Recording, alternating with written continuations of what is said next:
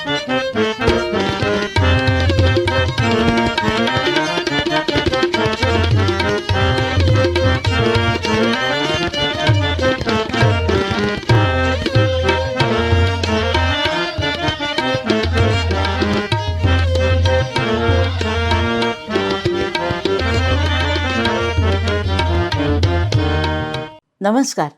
मी शुभदा दादरकर आपणा सर्व रसिकांचं मनःपूर्वक स्वागत करते. रंगनाथाचा रथोत्सव या शीर्षकांतर्गत आज सादर होत आहे संगीत सूर्य केशवराव भोसले. कुशाग्र बुद्धी, अचाट स्मरणशक्ती आणि एकपाठी हे उपजत गुण असलेला अत्यंत जिद्दी आणि महत्त्वाकांक्षी कलाकार म्हणजे केशवराव भोसले. केशवरावांचं पितृछत्र हरपलं तेव्हा ते अवघे 4 वर्षांचे होते. घरी दारिद्र्य होतं, पण केशवरावांची आई जनाबाई मोठ्या धीराची स्त्री होती. केशवराव आणि त्यांचे बंधू दत्तोबा ह्या दोन्ही मुलांना घेऊन जणूभाऊ निमकर यांच्या स्वदेश हितचिंतक मंडळीत तिनं मोलकरीण म्हणून प्रवेश केला. आपत्तींनी डगमगून न जाता गरिबीतही अभिमानाने जगता येतं हा धडा केशवला आईकडूनच मिळाला. केशवरावांचे मूलभूत गुण महत्त्वाकांक्षा आणि जिद्द यांच्यावर उत्तम संस्कार करणारे त्यांचे गुरु म्हणजे स्वदेश हितचिंतक मंडळीचे मालक जणूभाऊ निमकर. ते असामान्य नाट्य शिक्षक होते. याच नाटक कंपनीत केशवरावांनी वयाच्या अवघ्या 9व्या वर्षी पहिली भूमिका केली, ती शारदा नाटकात शारदेची. शारदेची पदं केशव भावपूर्ण आणि तन्मयतेने म्हणत असे. त्यातील मूर्तिमंत भीती उभी हे पद पुन्हा पुन्हा ऐकण्यासाठी गावोगावी शारदेला तुडुंब गर्दी होऊ लागली. त्यांची ही भूमिका खूप गाजली. मूर्तिमंत भीती उभी ह्या पदाला पुष्कळ वंशमोर यायचे, पण जणूभाऊ निमकर कडक शिस्तीचे होते. बसवून दिलेल्यापेक्षा नटाने अधिक स्वैरपणे गायचे नाही हा त्यांचा नियम. पण यवतमाळ येथील शारदेच्या प्रयोगात मूर्तिमंत या गाण्याला मिळालेल्या वंशमोरनी हुरळून जाऊन केशवाने एक सुंदर पण जास्तीची ताण घेतली.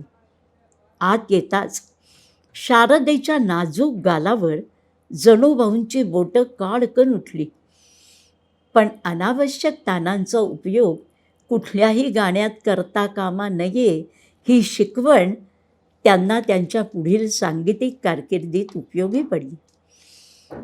वयाच्या अवघ्या 18व्या वर्षी केशवरावांनी हुबळीच्या सिद्धारूढ स्वामींचा आशीर्वाद घेऊन 1 जानेवारी 1908 रोजी नाटक मंडळीची स्थापना केली. स्वामींनी सुचवलेले ललित कलादर्श हे नाव कंपनीस देऊन त्या काळची व्यक्तींच्या नावावरून नाटक कंपनीचं नाव ठेवण्याची रूढ चाकोरी त्यांनी मोडली. 4 जानेवारी 1908ला हुबळीमध्ये सौभद्र नाटकाचा पहिला प्रयोग केला. तत्पूर्वी त्यांनी स्वतः 2 वर्ष जांभेकर बुवांकडून संगीताचं शिक्षणही घेतलं. एकदा पुण्याला त्यांनी सौभद्रचा प्रयोग लावला आणि नव्या कंपनीने सौभद्र लावले हे कळल्यावर बालगंधर्वांचे पुष्कळ चाहते टर उडवण्यासाठी उपस्थित राहिले. पण घडलं उलटंच. केशवरावांच्या गायनानं ते टर उडवायचे विसरून सारखे टाळ्याच वाजवत राहिले. एवढा केशवरावांच्या गाण्याचा त्यांच्यावर प्रभाव पडला.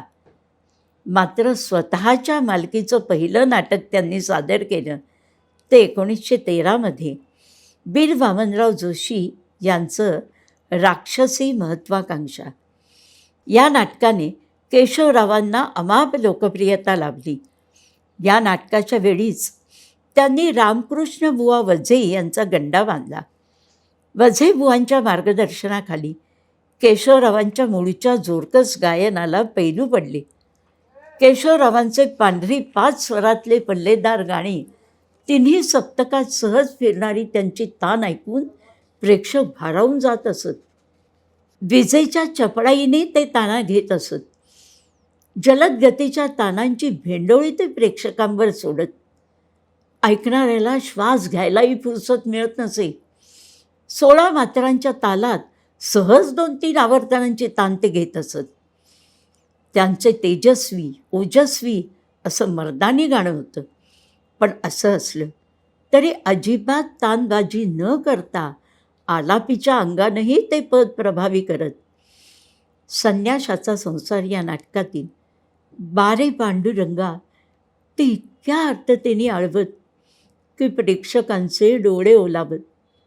एकदा 1920च्या गणपती उत्सवात त्यांनी हा अभंग इतक्या तन्मयतेने आळवला की कोणालाच वेळेचं भान राहिलं नाही.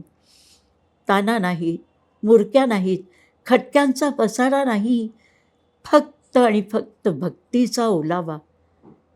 त्यांना लाभलेल्या निसर्गदत्त पहाडी आवाजाला त्यांनी अभिनयाचीही जोड दिली.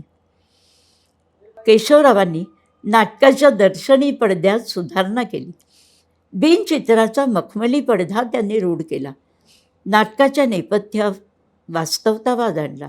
चित्रकार नेपथ्यकार पु.श्री. काळे यांना हैदराबादहून बोलवून त्यांची कल्पकता आणि रंगकला महाराष्ट्राला परिचित करून दिली. पडद्याच्या शिरोभागी ललितकला दर्शचा कापडी फलक, बाजूला बॅटरीवर चालणारी घंटा आणि दुसऱ्या बाजूला मोठ्या घड्याळ असे. नाटक वेळेवर सुरू करण्याची प्रथाही त्यांनीच सुरू केली. अनेकांनी नायकिणीचे म्हणून नाकारलेले हिराबाई पेडणेकर यांचे संगीत दामिनी हे नाटक त्यांनीच रंगभूमीवर आणलं. अत्यंत तत्वनिष्ठ असणाऱ्या केशवरावांनी राजर्षी शाहू महाराजांचा राजाश्रय नाकारला. मिळालेला सर्व पैसा दानधर्म, संस्थांना देणग्या, कोल्हापूरच्या अंबाबाईच्या देवळाची शिखरं यासाठी खर्च केला. इतकंच काय, टिळक स्वराज्य फंडासाठी नाट्येतिहासातील अभूतपूर्व असा संयुक्त मानात्मांचा प्रयोग सादर केला. त्यातली त्यांची धैर्यधराची भूमिका अविस्मरणीय होती. केशवरावांनी धैर्यधराच्या भूमिकेत प्रत्येक पदाला वंशमोर घेतला. धिक्कार मनस आहे ना या पदाला तर त्यांना 7 वेळा वंशमोर मिळाला.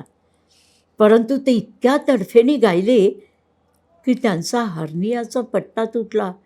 गाणं संपून आत गेल्यावर तिथेच असलेल्या डॉक्टर भडकमकरांनी त्यांच्यावर लगेच उपाययोजना केली आणि केशवरावांनी पुढील काम जणू काही घडलंच नाही इतक्या सहजतेने केलं.